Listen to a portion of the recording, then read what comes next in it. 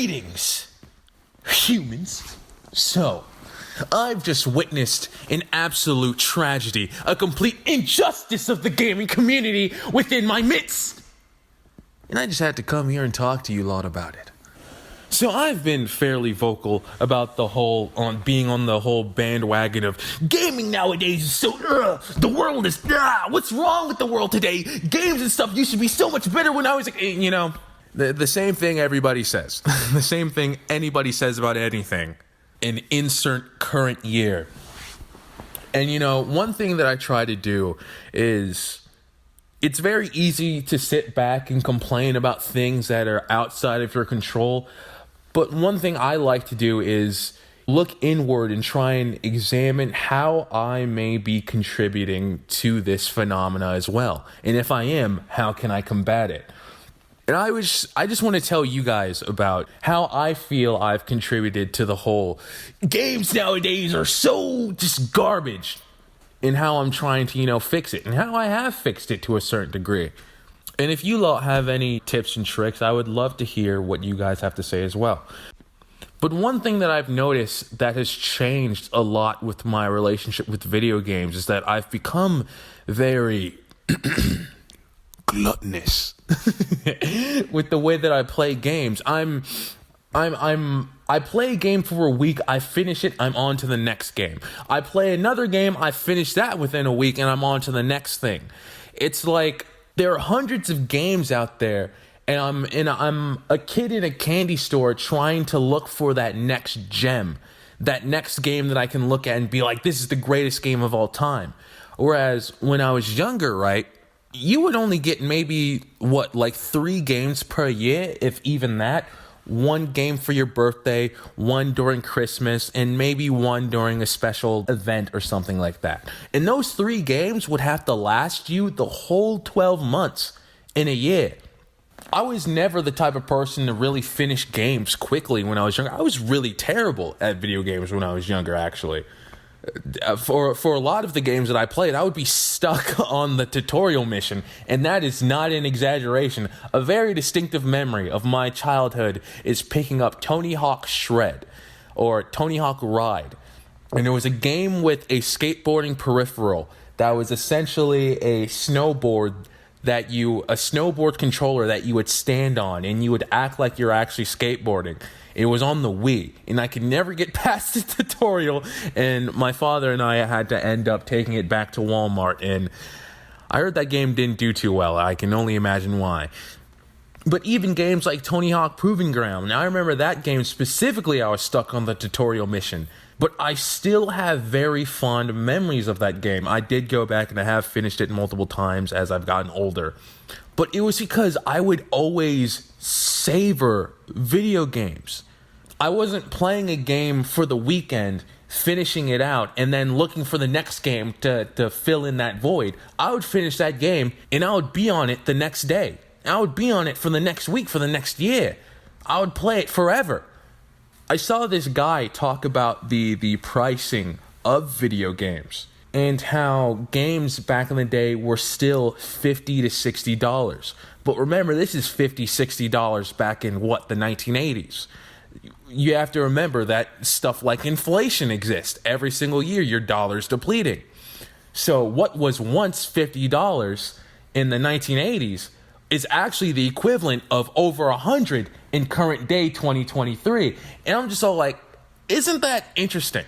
So people in the 1980s were paying for games like E.T. And look at that game, mate.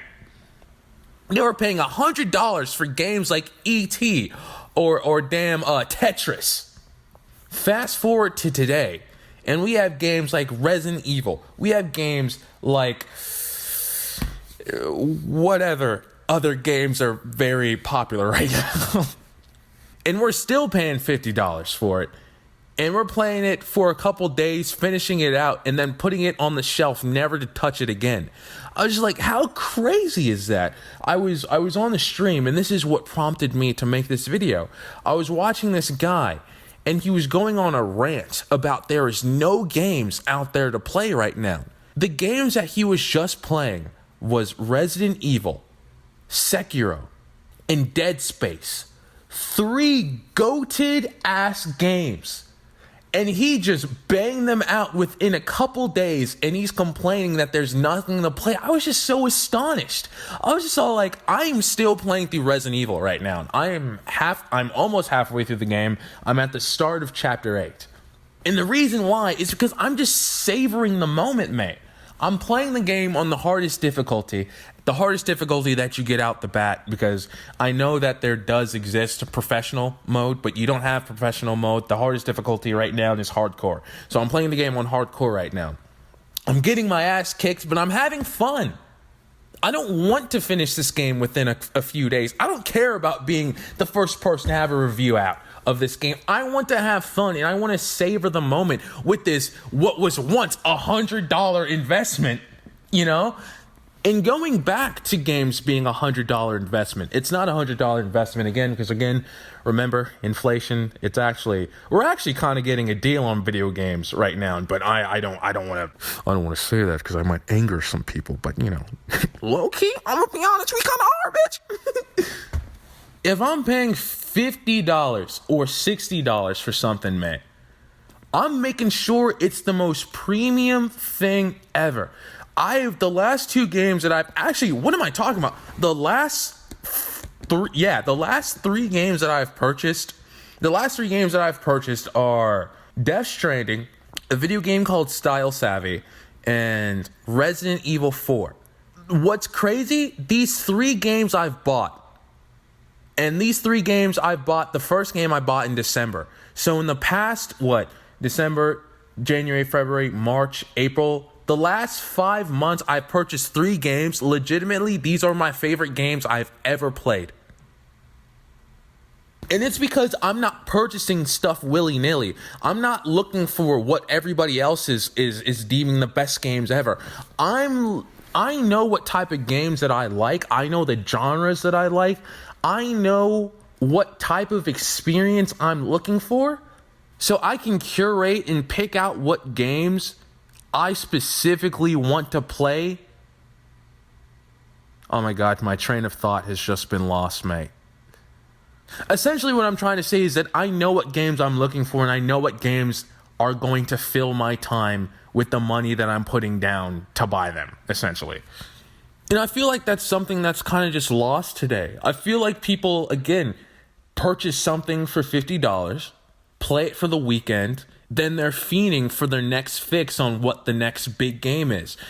I didn't play God of War. I have no interest in Horizon Zero Dawn. I have no interest in the next Supermassive or big Naughty Dog game. I don't care. I'm not saying those games are going to be bad.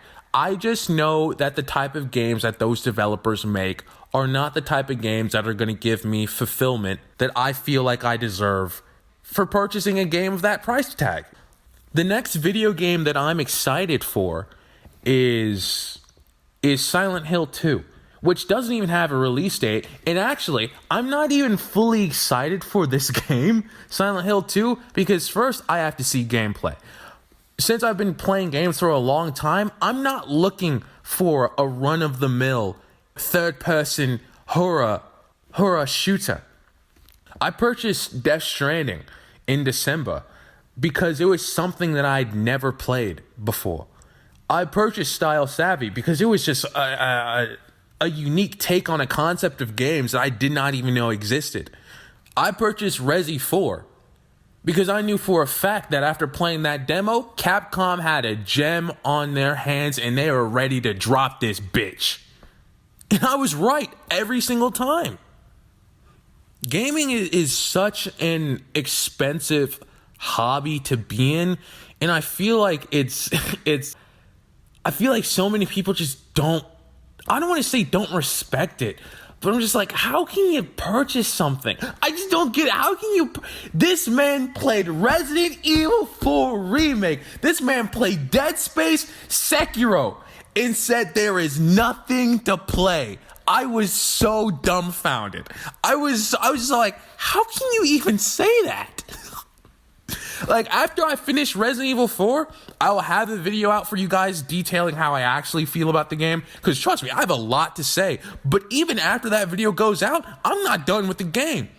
I still got to go through mercenaries mode. I'm planning to platinum the game. I'm getting my money's worth. Because I purchased an experience. I didn't purchase a one-time, one weekend island getaway. I purchased a whole entire world. And I'm about to exhaust the whole entire fun out of this bitch, and I'm telling you, I strongly suggest, because this new way that I've been looking at video games has definitely established a new entire vigor in my excitement for playing games that I just haven't had since I was a kid, man. The last video game that I was excited for was Final Fantasy 15. That game came out, that's not how math works. Oh my God, girl. I think it's been 8 years? What the hell? I think that game came out in 2015. So yeah, 8 years ago. Crazy. I'm not trying to hop from game to game to feed a fix. I'm trying to find a game and have an experience with it. I'm still playing through Death Stranding. I'm still playing through Style Savvy. I'm still playing through Resident Evil. I've had these games for months at this point, man. And I do not see myself finishing them anytime soon, except for Resident Evil, of course, because, I'm going to finish this game in maybe a few weeks or so. But the next games I'm excited for are GTA 6, which is kind of crazy because I haven't been excited for an open world game in a while. But when you're not playing every single new open world game that comes out, you actually start to get an itch for a game. I haven't played a third-person shooter in a while, mate. So I was so excited to play Resident Evil. I haven't played an open-world game in a long time, and I'm sure GTA 6 is going to be a fucking masterpiece. I'm excited for GTA. I'm excited for Silent Hill 2. What's crazy is that it's not even blind excitement. Because understand this. I have my eye out for those games, but they are not guaranteed purchases. I still have to see gameplay to see if there's something unique about this game that I feel like will stand out from any other game. And if there isn't, I'm probably not going to buy it. Because why am I throwing my money around willy-nilly in hopes of striking gold? That's just stupid. Be strategic with what you're giving your time and money for. You know what I mean? But hey, that's just me. That's just my opinion. I'm currently having fun with the games that I've purchased, and I've purchased games that are just completely just random in nature. And I'm just loving having fun gaming again. It's something that I cannot say I've had in a long time. And I'm curious to understand what you guys have to think about this. What are your takes on it? Again, I'm not saying I'm the end all be all. This is just the way that I see gaming and how I want to approach it. And it's been working out for me so far. So yeah, it's been justice. And I'll see you guys next time. Peace.